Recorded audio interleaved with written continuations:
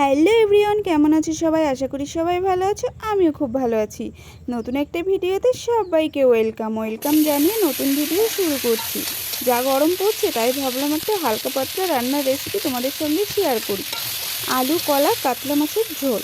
প্রথমে আলু কলাটাকে কেটে নিয়েছি, ভালো করে একটু ভেজে নেব তেল দিয়ে, পরিমাণ মতো লবণ হলুদ দিয়ে, পরিমাণ মতো জল দিয়ে দিয়েছি। কিছু সময় ঢাকা দিয়ে রাখবো। এদিকে কাঁচা লঙ্কা দেবো, সেটাকে পেস্ট করে নেব। লঙ্কা আমার পেস্ট হয়ে গেছে, তরকারিতে দিয়ে দেবো। নেড়েচেড়ে আরও কিছুটা সময় ঢাকা দিয়ে, তরকারি জাল উঠে গেছে, একে একে মাছগুলোকে দিয়ে দেবো। একটু নেড়েচেড়ে নিয়ে ফোড়নের জন্য নামিয়ে নেব।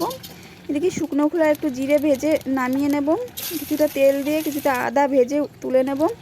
এবার কিছুটা তেজপাতা জিরে দিয়ে তরকারিটাকে দিয়ে দেব।